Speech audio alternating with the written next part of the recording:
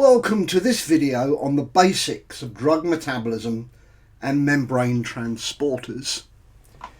This is an accompanying video to the series on pharmacokinetics.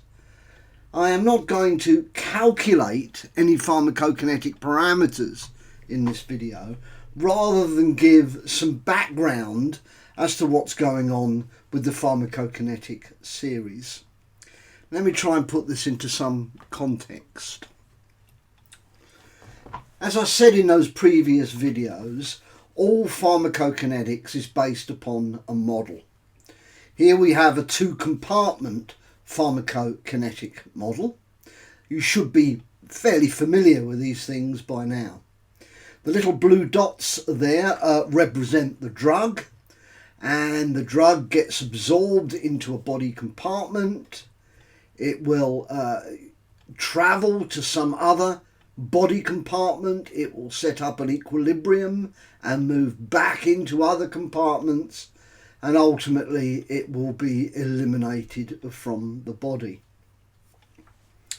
Now, in the previous series of videos, we calculated pharmacokinetic parameters that describe the movement of the drug through the body.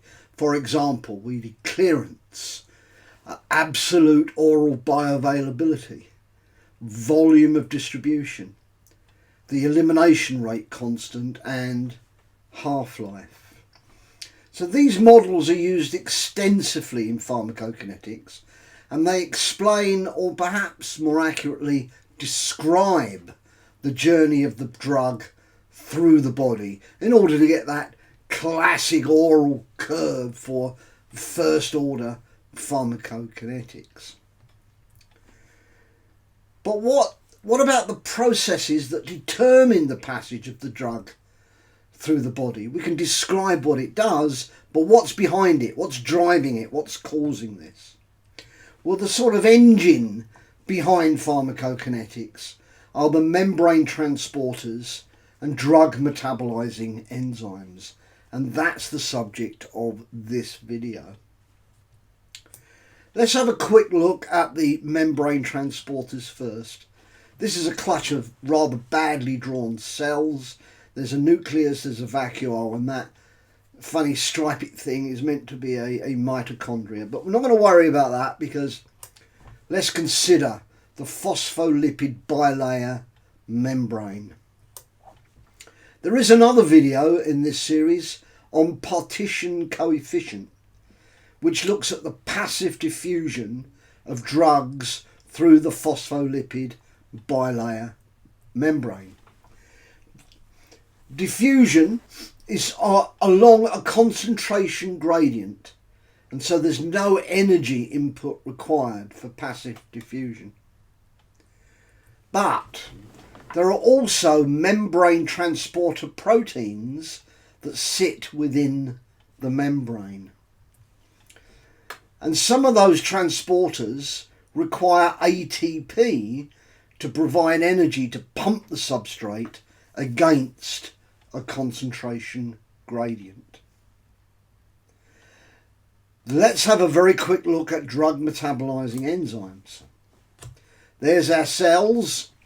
Drug metabolizing enzymes, well, some of them can be membrane bound. Some of them can be extracellular. Some of them can be intracellular. Let's go back to the membrane transporters, look at those in a little bit more detail, but it's still an overview. And then we'll come back to the drug metabolizing enzymes afterwards. Here is a sort of definition.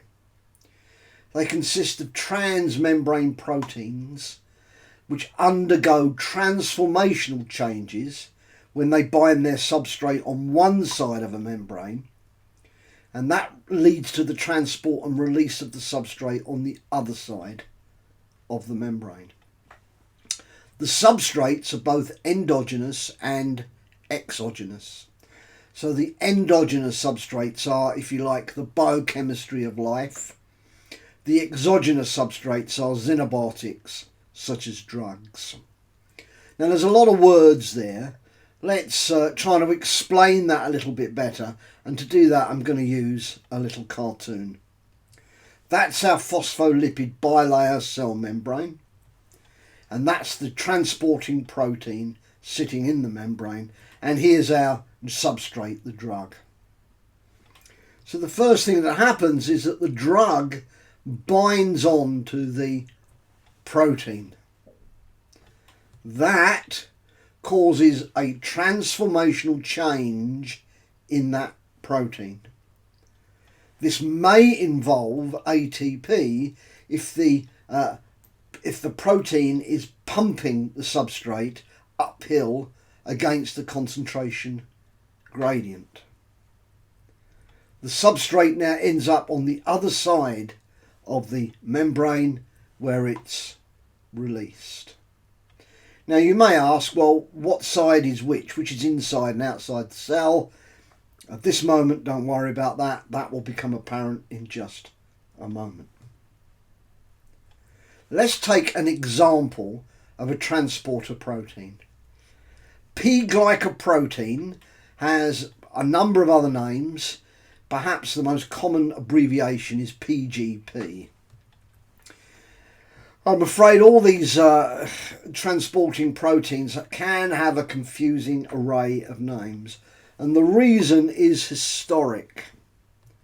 They are relatively recent, go back more than about 30 years, and these transporter proteins were largely not heard of. They weren't known. So over that relatively short period of time, more and more knowledge has been gathered on those transporter proteins, and so the names have kind of evolved to reflect that. P-glycoprotein was discovered in 1971 by Victor Ling. Now I suspect many people, students watching this video, weren't around in 1971. I most certainly would. That's me there in the mid 1970s, and before I embarrass myself too much, we'll move on quickly, because the modern classification, not the one that was used in the 70s, but the one that's used today, is based upon the genetics.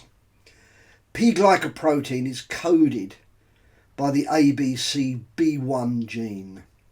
ABC is an acronym. We'll come to that in just a moment. The P-glycoprotein is 190,000 molecular weight. It's a single strand polypeptide. It has 12 transmembrane helical regions, and both terminuses are in the cytoplasm, along with 2 ATP binding sites.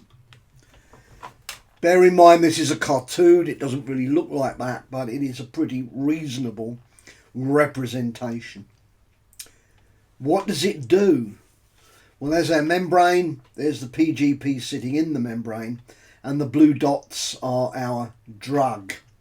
And some of the drug will diffuse across the cell membrane by passive diffusion, and I remind you there is a video on partition coefficient that tells you something about the physiochemical properties of a drug which is required for it to pass through that membrane. So the drug is now in the cytoplasm. PGP comes along and it pumps the drug out of the cell, and it does that against the concentration gradient. That's why it needs ATP. PGP is known as an efflux transporter. Efflux because the drug is fluxing into the cytoplasm and then being pumped out of the cytoplasm. PGP is found in epithelial cells mostly. It's found in the GI tract, in the liver, in the kidneys, and quite importantly in the blood-brain barrier. Potentially toxic xenobiotics can diffuse through the membrane into the brain, where you do not want it in the brain, so PGP is protecting the brain by pumping it back out again. You may see this is not my terminology, you may see this in the textbooks, where PGP has been likened to a vacuum cleaner for lipophilic molecules. Now, as I say, PGP is an efflux transporter. You can also get influx transporter, which are transporters which pump their substrate into the cell. Let's look at an example substrate for PGP. Fexofenadine is a drug that's used for fairly mild allergies. It is not appreciably metabolized. It is excreted in urine as the unchanged parent drug. It has a relatively low oral absolute bioavailability. See video 4 for bioavailability, and the F is about 0.35. The reason why it is limited is because of PGP.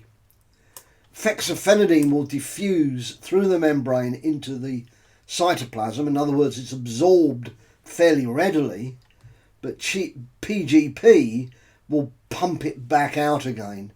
And so the overall absorption is therefore reduced. And that's the reason why fexofenadine has a limited bioavailability.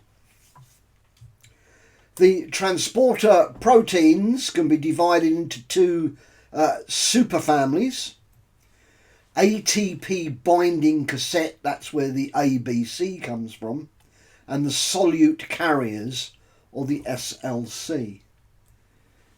Our P-glycoprotein sits in with the ABC transporters.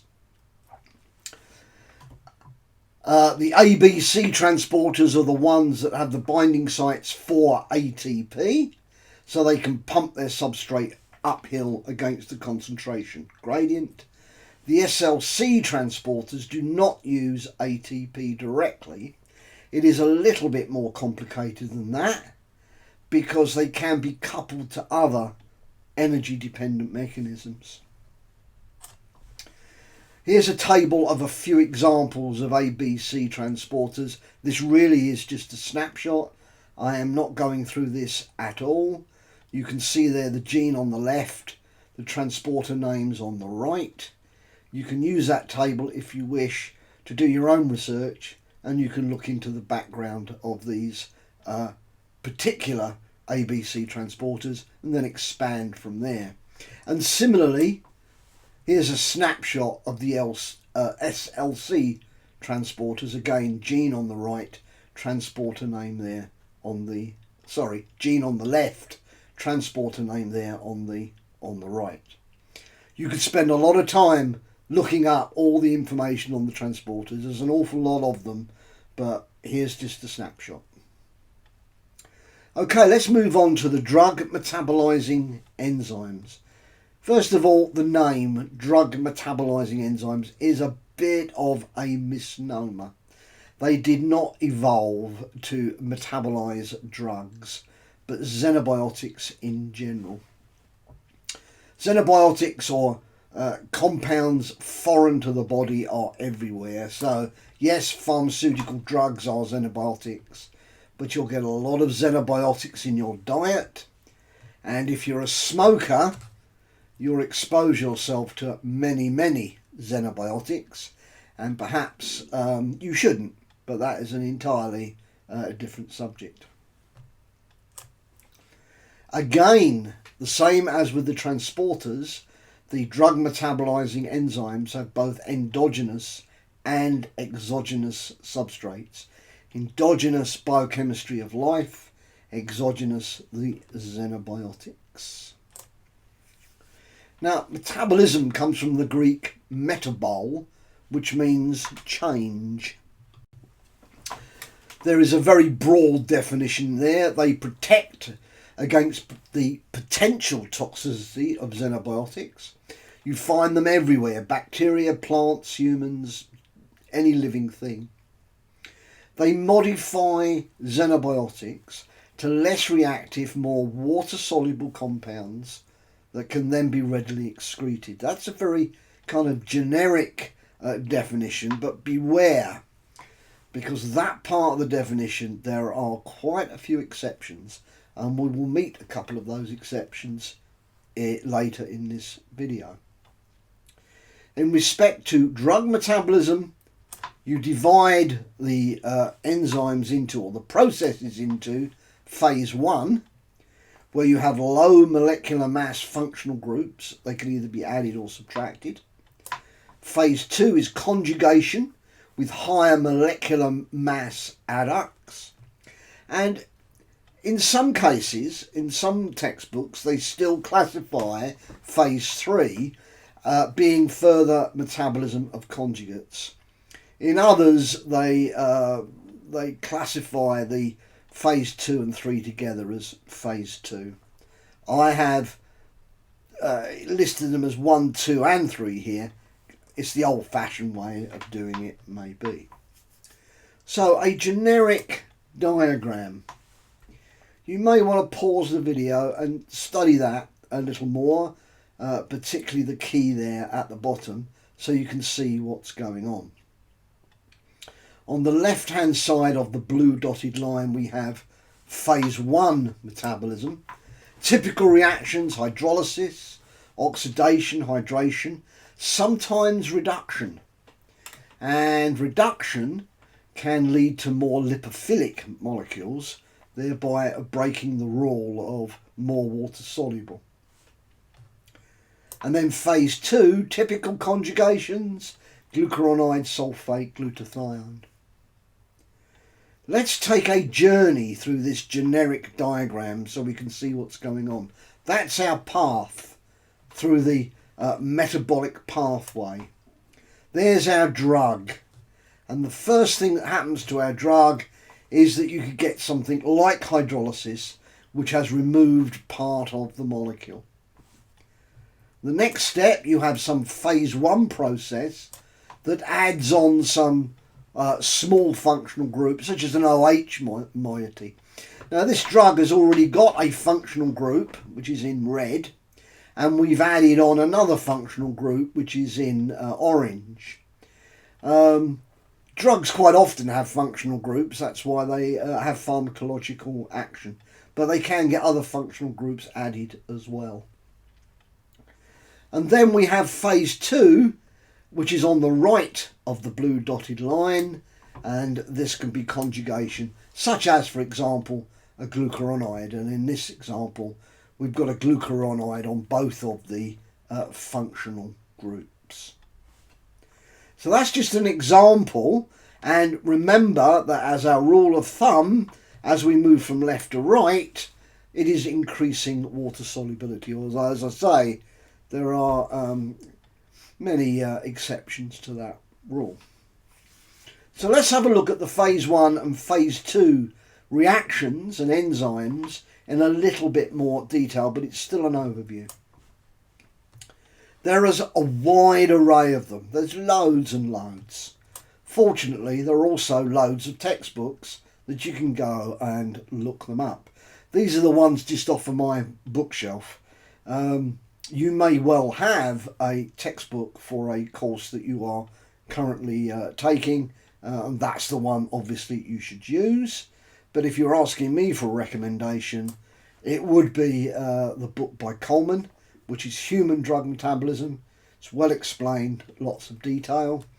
There's another one there, which is Gibson and Skeet, which is really a sort of classic of its time. It was first published in 1986. It is a little bit more dated. Gordon Gibson, one of the authors, sadly died in 2007. So it is a little bit dated, but it is a classic of its time.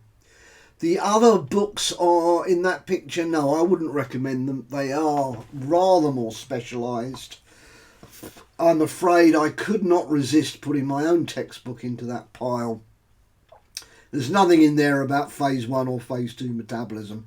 It's all about how radioisotopes are used to elucidate the pathway. So don't go be buying that one, even though it's my textbook. Now, let's take an overview of the enzymes and look at a small number of examples. Again, this is an overview, it's just a snapshot. And we'll start with the phase 1 drug metabolizing enzymes, and by far the most important group are the cytochrome P450s, or the CYPs. They are a protein that contains a heme moiety. The iron in the heme is bonded to a sulfur and a cysteine residue in the protein, and they all add one oxygen onto their substrate. The modern name is CYPs, but they used to be called P450s. The P was for protein, and 450 is the absorption wavelength, 450 nanometers, when the enzyme was complex with carbon monoxide. In fact, that's how they detected them. That's how they knew they were there, from the absorption wavelength in the fully reduced form. As time went on and they understood more and more about them, the modern day classification is on their genetics. And I'm giving you 3 examples of the enzymes here: CYP1A2, CYP2C9 and CYP3A4. These 3 are very important enzymes, P450s or CYPs, involved in drug metabolism, but there are a lot of others. There's a whole range of them. Again, go look them up for yourself if you so wish, but you will always see this CYP number, letter, number form, which is based upon the genetics. The other thing to remember is that CYPs are membrane-bound enzymes. CYPs aren't the only enzymes that are involved in drug metabolism. Here's some other examples. I'm not going through them, other than to mention just one. We did use sumatriptan in previous lectures, in previous videos, as an example drug, which is cleared by metabolism. And its metabolism is not through P450, it is through a monoamine oxidase. Just think that was worth mentioning. Let's move on to phase 2 reactions. This is conjugation of functional groups, and they're relatively large. It's water-soluble compounds. There are 3 particular ones we're going to focus on: glucuronide, which is a sugar, sulfate, and a tripeptide called glutathione, which is glycine, cysteine, and glutamate. Now, there are others. There are acetylation and methylation reactions, which tend to make the xenobiotic more lipophilic. Another example of an exception to the rule. But also amino acids, glycine and taurine in particular, that can occur, although it is somewhat unusual, actually particularly in humans, that is unusual. It's worth just pointing out, however, that glycine conjugation was one of the very first biotransformation pathways to be discovered. They found hippuric acid in urine, which is the glycine metabolite of benzoic acid, and that was discovered in 1842. So we've known about this for quite a long time, and before anyone asks, no, I was not around in 1842. Let's look at some examples of glucuronide conjugates, because the types of conjugates are very diverse. Acetaminophen or paracetamol will form an O-glucuronide. The link is through oxygen. But you can get acyl glucuronides. They will link onto nitrogen, N-glucuronides, sulfur, S-glucuronides, and very rarely, but there are examples of glucuronides joining directly onto a carbon, or the C-glucuronide. They are mediated through a group of enzymes known as the UGTs that utilise a cofactor, UDP glucuronic acid. I have colour-coded this, so the blue is the glucuronide and the red is the UDP. There are two main families, the UGT1A and 2B families. Again, the classification is on their genetics. Here is a summary of the UGTs. I'm going through no detail. Again, you can look these up if you like and find out more about them. There is an interesting relationship between the drug transporters, the membrane transporters, and the drug metabolizing enzymes, which the UGTs are a good example of. And that is shown here.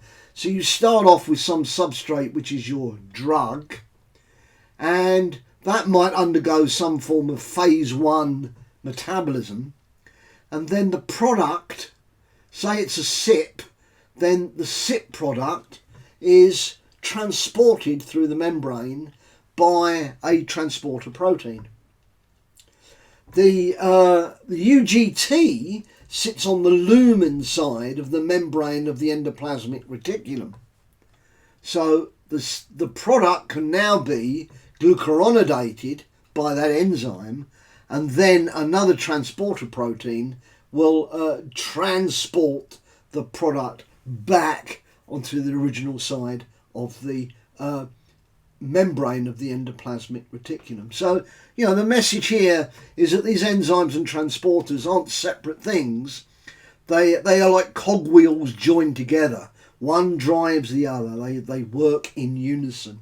And of course, because there are so many of them, that can lead to a great deal of complexity.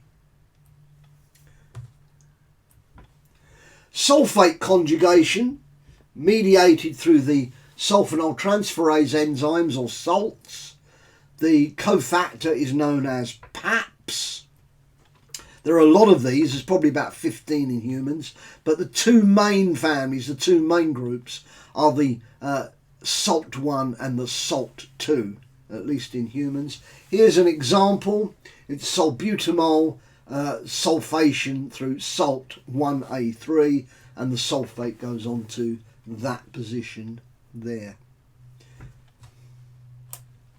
Glutathione. It's a nucleophilic tripeptide, glycine, cysteine, glutamine. Now, proteins are joined via alpha peptide bonds. The amino acids are joined by alpha peptide bonds. In glutathione, the bond's the other way round. So that's a gamma peptide bond. So it is different to your average peptide. The conjugation of the drug takes place on the cysteine of, on the sulfur of the cysteine. The enzymes, the GSTs, there is a whole range of GSTs which I'm not going into, but I'm going to take an example, which is paracetamol or acetaminophen. It is metabolized first by CYP2E1 that produces this metabolite called NAPQ1. That is one of the exceptions to the rule, where it is an electrophilic toxic metabolite.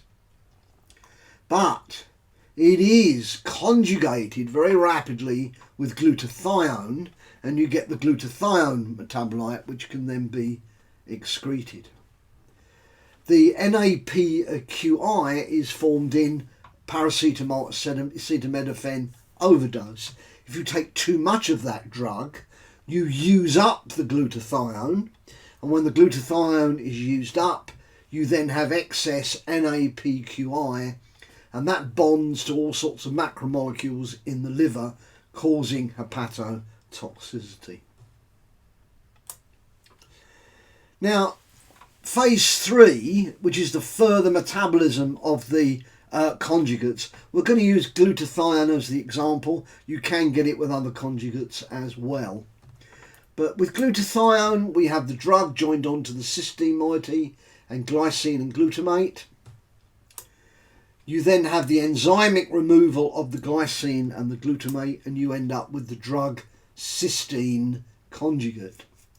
Now, the drug cysteine conjugate is a little different to the other amino acids, such as glycine. There is an enzyme which will tag glycine onto the xenobiotic, but in the case of cysteine, it's coming from the glutathione conjugate. The route through is a little different. The cysteine conjugate can undergo further metabolism by N-acetylation, and you end up with the mercapturic acid. So, looking at an example, we'll go back to acetaminophen, again, paracetamol. There's our acetaminophen there, and you can get the sulfate, and you can get the glucuronide, and then through CYP2E1 you can end up with the NAPQI.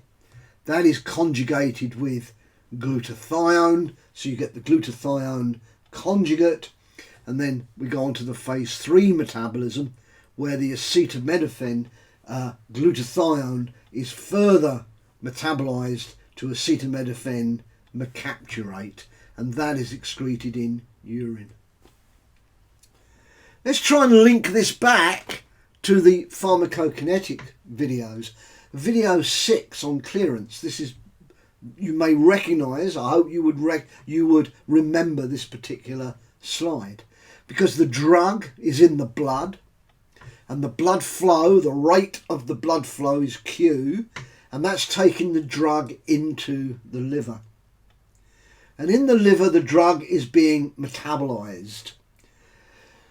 And it's metabolism that is removing the parent drug. So clearance is through metabolism. And every time the drug passes through the liver, a portion of that drug is removed. And that is known as the extraction ratio. If you're not sure about this, go back to video 6 and have a look.